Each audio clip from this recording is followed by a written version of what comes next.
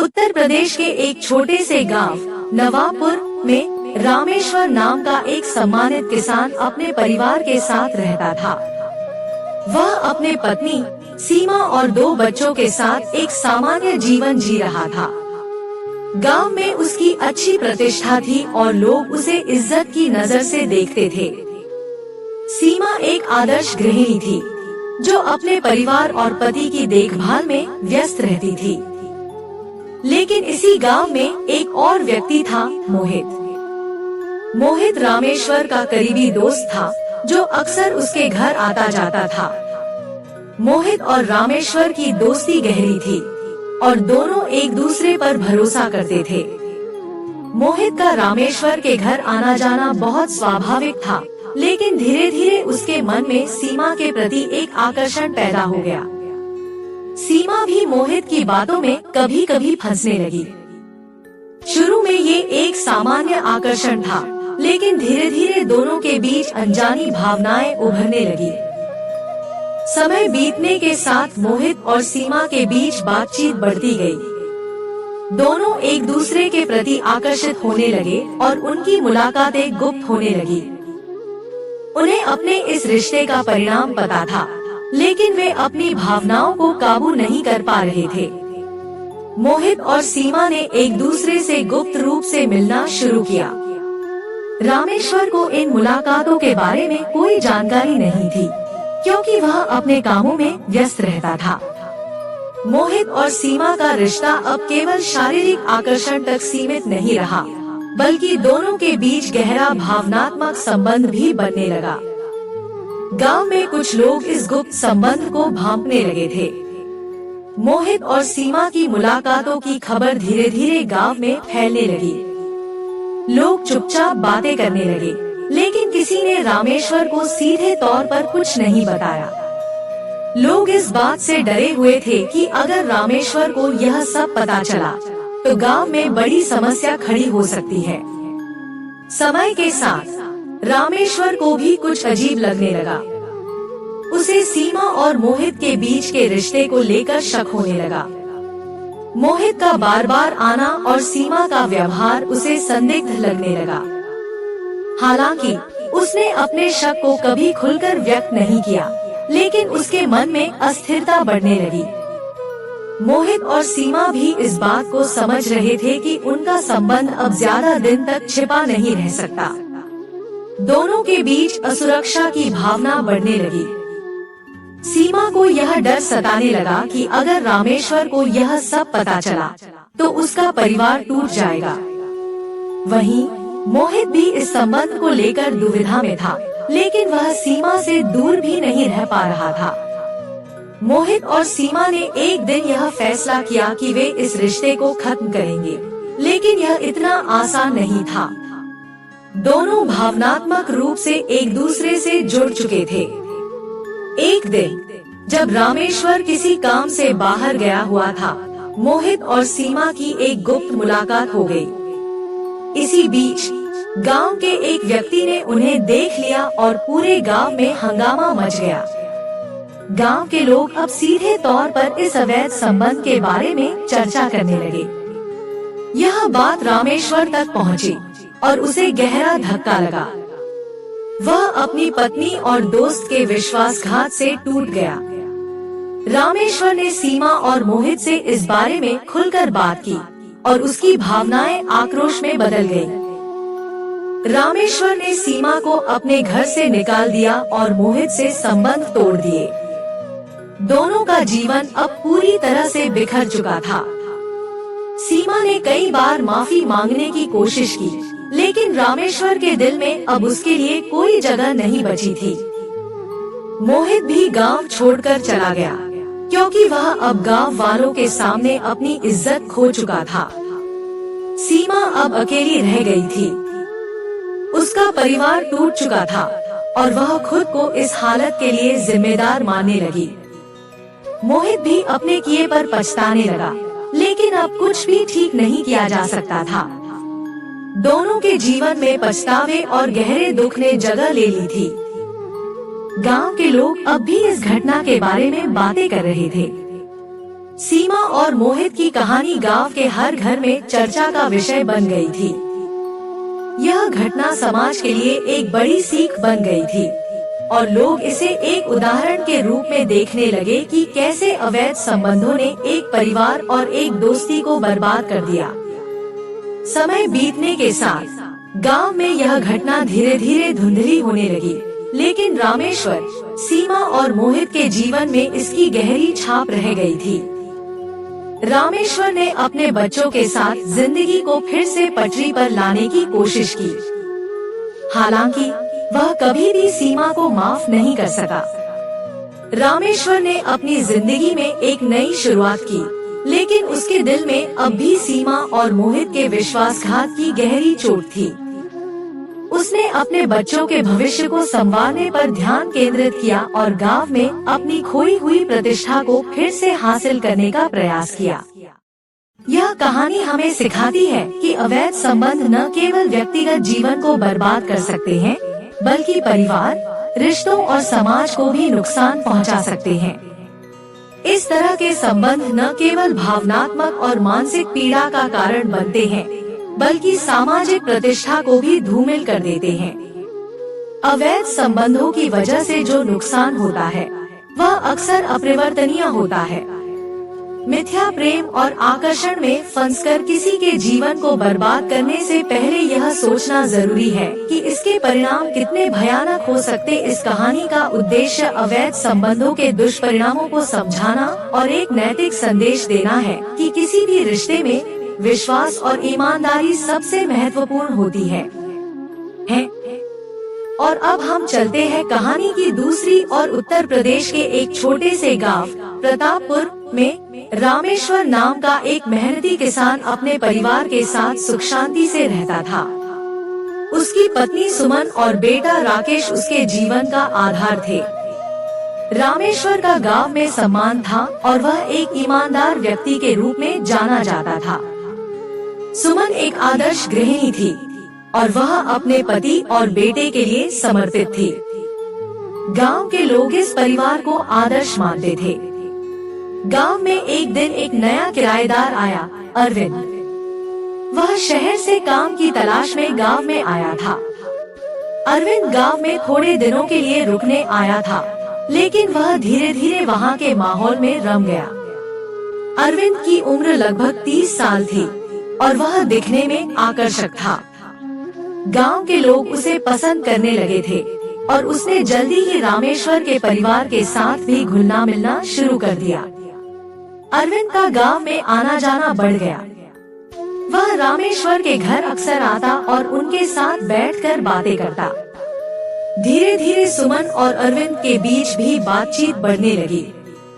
पहले ये बातें केवल सामान्य मित्रता तक सीमित थी, लेकिन समय के साथ उनके बीच एक विशेष आकर्षण पनपने लगा। सुमन एक गृहिणी थी और उसे अपने घरेलू जीवन में कुछ नयापन महसूस हो रहा था। अरविंद की बातें उसे रोमांचित करने लगी। अरविंद और सुमन के बीच अब मुलाकातें नियमित होने लगी थी। रामेश्वर को इसका पता नहीं चला क्योंकि वह अपने कामों में व्यस्त रहता था। अरविंद और सुमन का यह संबंध धीरे धीरे गहराता चला गया। सुमन को अपने पति से किसी प्रकार की शिकायत नहीं थी, लेकिन अरविंद का व्यक्तित्व उसे एक अलग अनुभव दे रहा था। गांव छोटा था और लोग एक दूसरे की गतिविधियों पर नजर रखते थे। अरविंद और सुमन की मुलाकातें अब गांव के लोगों की नजरों में आने लगी थी। कुछ लोग इस रिश्ते पर शक करने लगे थे, लेकिन कोई खुलकर कुछ कहने की हिम्मत नहीं कर रहा था। अफवाहें धीरे धीरे फैलने लगी कि सुमन और अरविंद के बीच कुछ चल रहा है। रामेश्वर को भी धीरे धीरे यह महसूस होने लगा कि कुछ ठीक नहीं है। उसे अरविंद और सुमन के बीच की नजदीकियों पर शक होने लगा।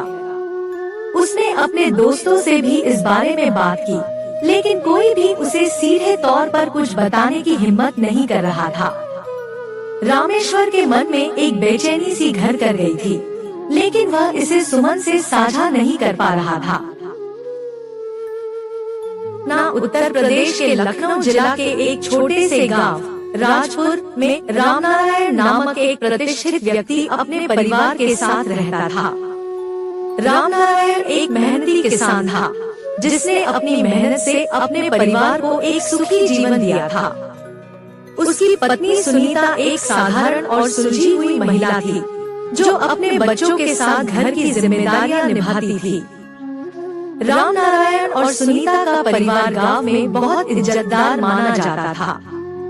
रामनारायण का एक छोटा भाई था, नवीन, जो शहर में नौकरी करता था। नवीन शादीशुदा नहीं था और वह अपनी जिंदगी में स्वतंत्र था। वह अक्सर गांव आया करता था, लेकिन इस बार वह कुछ महीनों के लिए गांव में रहने का निर्णय लेता है।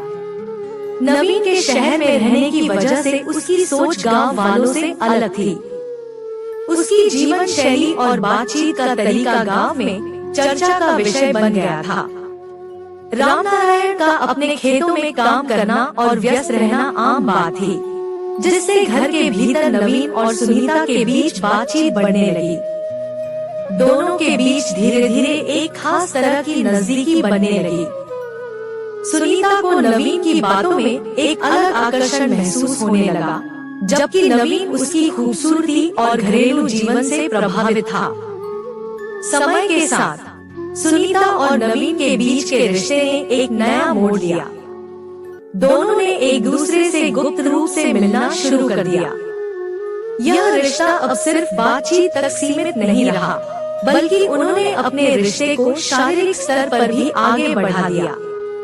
दोनों को अपने इस गलत कदम का एहसास था, लेकिन वे अपनी भावनाओं पर काबू नहीं पा सके।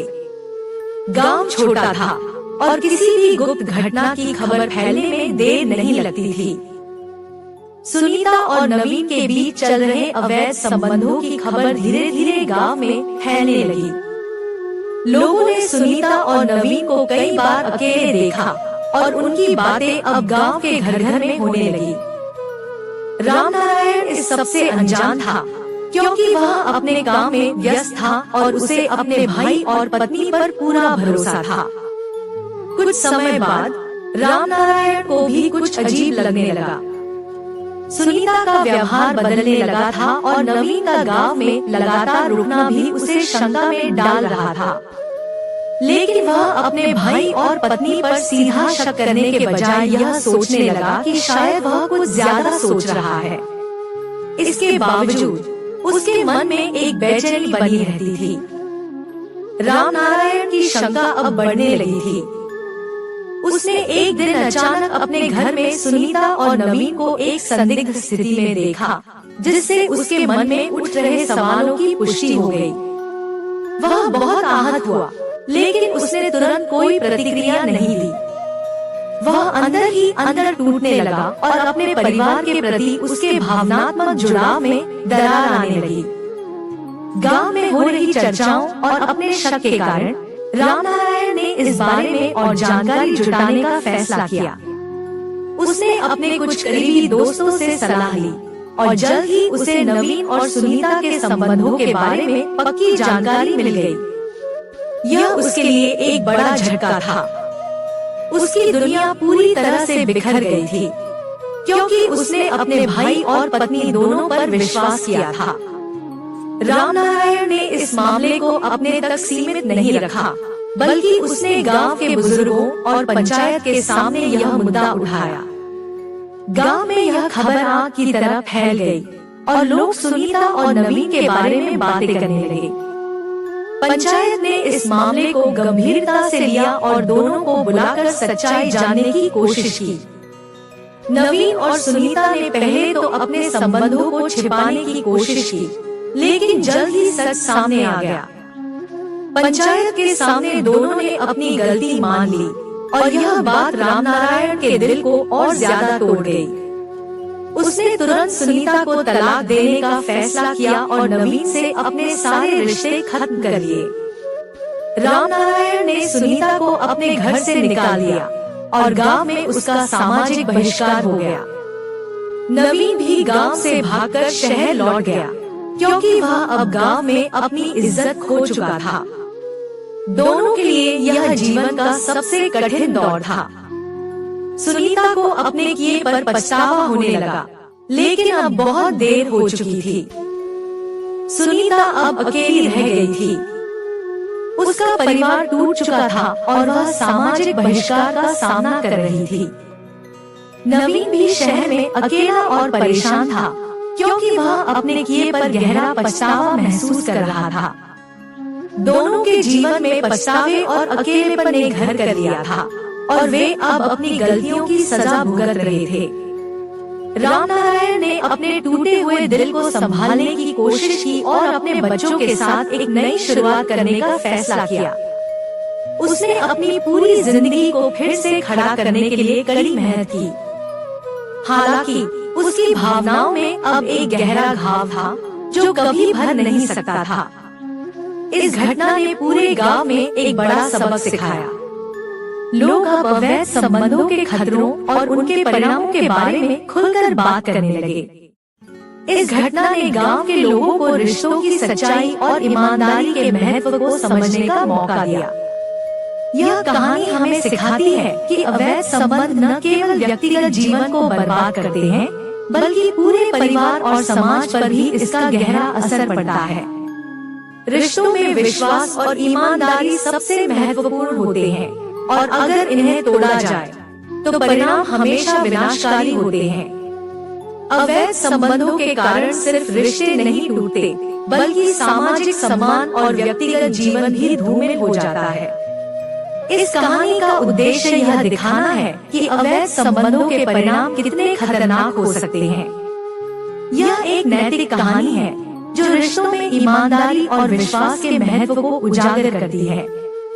और अब हम चलते हैं कहानी के दूसरे और उत्तर प्रदेश के धनपुर नामक एक छोटे से गांव में मोहनलाल अपने परिवार के साथ रहता था। मोहनलाल एक मेहनती किसान था और गांव में उसकी इज्जत थी। उसकी पत्नी सविता एक सुलझी हुई और समर्पित गृहिणी थी। उनके 3 बच्चे थे जो अपनी मां के संस्कारों और पिता के संघर्ष से बहुत प्रभावित थे। उनका जीवन सरल था और गांव के अन्य परिवारों की तरह ही चलता था। मोहनलाल के छोटे भाई अजय की शादी भी उसी गांव में हुई थी। अजय की पत्नी रेखा गांव में काफी खूबसूरत मानी जाती थी। वह खुले विचारों वाली और अजय के साथ मिलकर अपने छोटे से परिवार की देखभाल करती थी। दोनों भाइयों के परिवार एक साथ रहते थे और उनके बीच गहरा प्यार और सम्मान था। अजय और रेखा की शादी को 5 साल हो चुके थे, लेकिन उनका रिश्ता शुरुआती समय से ही कई बार तनावपूर्ण रहा था। अजय अक्सर काम के सिलसिले में बाहर रहता था, जिससे रेखा घर पर अकेली महसूस करती थी। अजय की व्यस्तता और रेखा के अकेलेपन ने उनके रिश्ते में एक खामोश दूरी पैदा कर दी थी। इस बीच अजय के बड़े भाई मोहनलाल, जो कि शांत और गंभीर स्वभाव के व्यक्ति थे, हमेशा रेखा की मदद करते रहते थे। मोहनलाल और रेखा के बीच धीरे धीरे एक ऐसी भावना ने जन्म लिया जो समाज के स्थापित मानकों और रिश्तों की मर्यादाओं के खिलाफ थी। रेखा और मोहनलाल के बीच एक अनकहा आकर्षण पनपने लगा। रेखा, जो अपने पति अजय से भावनात्मक और शारीरिक रूप से दूर महसूस कर रही थी, ने मोहनलाल में एक सहारा देखा। मोहनलाल भी अपने मन में इस आकर्षण को रोक नहीं पा रहा था। उनके बीच इस अवैध संबंध की शुरुआत होने लगी और वे एक दूसरे के साथ समय बिताने के मौके ढूंढने लगे। गांव में इस तरह के अवैध संबंधों का मतलब था सामाजिक बहिष्कार और अपमान। इसलिए रेखा और मोहनलाल ने अपने रिश्ते को गुप्त रखने का फैसला किया। दोनों छिप-छिप कर मिलने लगे। इस दौरान मोहनलाल की पत्नी सविता और अजय को इस बारे में कुछ भी पता नहीं चला। गांव छोटा था और बातें बहुत जल्दी फैलती थी। धीरे धीरे लोगों को मोहनलाल और रेखा के बीच कुछ असामान्य नजर आने लगा, लेकिन अभी तक कोई भी इस बारे में खुलकर बात करने की हिम्मत नहीं कर पा रहा था। तो मिलेंगे अगली वीडियो में हम।